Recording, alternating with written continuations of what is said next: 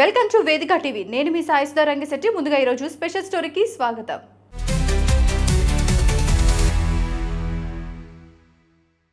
Bihar SIR issue రాజధాని ఢిల్లీని వణికిస్తోంది. ఇప్పుడు దేశవ్యాప్తంగా ఏ నోట విన్నా అదే మాట. అవును మరి, ఒకటా రెండా 65 లక్షల మంది ఓటర్లేమయ్యారు? బీహార్లో ఉదయించిన ఇదే ప్రశ్న ఇటు దేశాన్ని, దేశంలోని ప్రజాస్వామ్య వ్యవస్థని అతలాకుతలం చేస్తోంది. ఇదే అంశంపై ప్రతిపక్షం అధికార పక్షంపై కత్తులు నూరుతోంది. ఏకంగా ప్రతిపక్ష నాయకుడు రాహుల్ గాంధీ ఓటర్ అధికార యాత్ర పేరుతో రోడ్లపైకి రాబోతున్నారు. ఇదే తరుణంలో భారత అత్యున్నత న్యాయస్థానం బీహార్ ఎస్ఐఆర్ కి వ్యతిరేకంగా దాఖలైన పిటిషన్పై ఎన్నికల సంఘాన్ని సుప్రీంకోర్టు సంజాయిషి కోరింది. ఆ లక్షలాది మంది ఓటర్లు ఏమయ్యారు? వివరాలు ప్రజల ముందు పెట్టండి అంటూ ఈసీని ఆదేశించింది.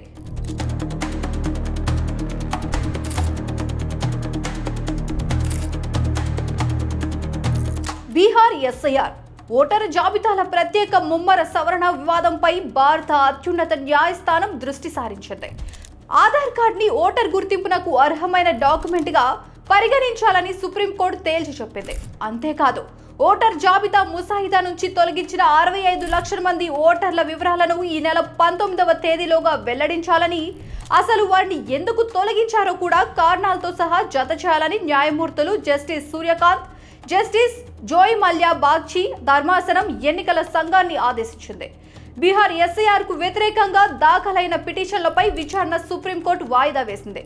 మీ అభిప్రాయం ప్రకారం జాబితాలో చేర్చని 65 లక్షల మంది ఓటర్లలో 22 లక్షల మంది చనిపోతే వారి పేర్లను ఎందుకు వెల్లడించలేదు అంటూ ఈసీని సూటిగా ప్రశ్నించింది సుప్రీంకోర్టు. సమాచారాన్ని తెలుసుకోవడం ప్రజల హక్కు. ఓటర్లలో విశ్వాసాన్ని పెంపొందించడానికి పారదర్శకత అత్యవసరమని సుప్రీంకోర్టు స్పష్టం చేసింది. జాబితా నుంచి తొలగించిన పేర్లను పబ్లిక్ డొమైన్లో ఉంచాలని ఈసీని ఆదేశించింది. RJD, Congress association for democratic reforms పై పనిచేస్తున్న ఎన్జీఓ సహా ప్రతిపక్ష పార్టీల నాయకులు బీహార్లో ఓటర్ల జాబితా సవరణ కార్యక్రమాన్ని సుప్రీంకోర్టులో సవాల్ చేశారు. దీనిపై విచారించిన ధర్మాసనం తాజా ఉత్తర్వులను జారీ చేసింది.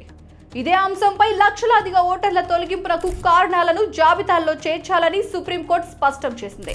తీసివేసిన ఓటర్లలో మరణించిన వారెవరు, వలస వెళ్లిన వాళ్ళెవరు, ఇతర నియోజకవర్గాలకు నివాసాన్ని మార్చిన వారెవరు అనే పూర్తి వివరాలను జాబితాల్లో చేర్చాలని కోర్టు ఆదేశించింది. ఆయా వివరాలన్నింటినీ పంచాయతీలు, జిల్లా స్థాయి రిటర్నింగ్ అధికారుల కార్యాలయాల్లో పబ్లిక్ డొమైన్లో ప్రజలకు అందుబాటులో ఉంచాలని తేల్చి చెప్పింది. జిల్లాల వారీగా బూత్ స్థాయిలో ఆ సమాచారం ఎవరైనా తెలుసుకోవడానికి వీలుగా ఉంచాలని, జిల్లా ఎన్నికల అధికారి వెబ్సైట్లో ఓటర్ కార్డు నెంబర్తో సెర్చ్ చేయగానే ఆ ఓటర్ వివరాలు తక్షణమే లభ్యం కావాలని సుప్రీం ధర్మాసనం భారత ఎన్నికల కమిషన్కి కీలక ఆదేశాలు జారీ చేసింది.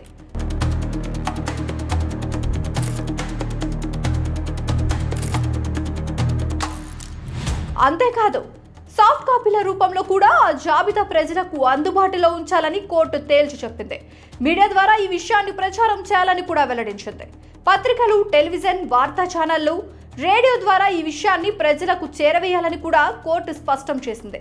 అర్హులైన వ్యక్తులు ఓటును కోల్పోయినట్లయితే ఆధార్ కార్డు తీసుకెళ్లి తన పేరును ఓటర్ల జాబితాలో చేర్చాలని ఎన్నికల అధికారిని కోరవచ్చునని ధర్మాసనం పేర్కొంది.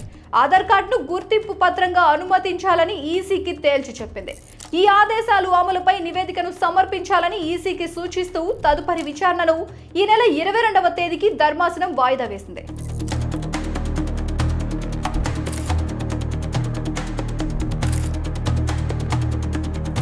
రాజకీయ పార్టీల మధ్య నెలకొన్న పోరులో ఈసీ చిక్కుకున్నదని ఆ సంస్థ తరపున వాదనలు వినిపించిన సీనియర్ న్యాయవాది రాకేష్ ద్వివేది అన్నారు. అయితే ఓటర్ జాబితాల నుంచి తొలగించిన వారి వివరాలను ఎందుకు తొలగించాల్సి వచ్చిందనే కారణాలను రాజకీయ పార్టీలకు జూలై 20వ తేదీనే అందజేసినట్లు ఈసీఓ ప్రకటనలో వెల్లడించింది. ఈ వివరాలను జిల్లా స్థాయిలో అందుబాటులో ఉంచేందుకు సిద్ధమని వెల్లడించింది. 22.34 లక్షల మందిని ఇతర ప్రాంతాలకు తరలిపోయినందుకు 36.28 లక్షల మందిని, బహుళ ప్రాంతాల్లో ఓటర్ల జాబితాలలో పేర్లు నమోదై ఉన్నందుకు 7.01 లక్షల మందిని ఈ నెల 1న ప్రచురించిన ముసాయిదా ఓటరు జాబితా నుంచి తొలగించినట్టు గతంలోనే సుప్రీంకోర్టుకి ఎన్నికల కమిషన్ తెలిపింది. మరోవైపు అత్యున్నత న్యాయస్థానం ఆదేశాలపై హర్షం వ్యక్తం చేశాయి కాంగ్రెస్, ఆర్జేడీ పార్టీలు. ఇది ప్రజాస్వామ్య విజయమని వ్యాఖ్యానించారు కాంగ్రెస్ నేత కేసీ వేణుగోపాల్.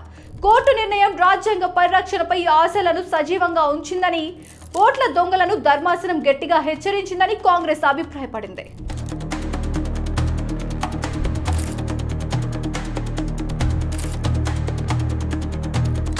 మరోవైపు బీహార్లో ఎస్ఐఆర్ను అడ్డుకోవాలన్న కాంగ్రెస్ పార్టీ కుటిల యత్నాలకు సుప్రీంకోర్టు నిర్ణయంతో ఎదురుదెబ్బ తగిలిందని భాజపా అధ్యక్షుడు జేపీ నడ్డా వ్యాఖ్యానించారు. చూశారు కదా, ఇది వాళ్ళ స్పెషల్ స్టోరీ. మరొక స్పెషల్ స్టోరీతో మళ్ళీ కలుద్దాం. అంతవరకు చూస్తూనే ఉండండి వేదిక టీవీ. ప్లీజ్ సబ్స్క్రైబ్ టు వేదిక టీవీ.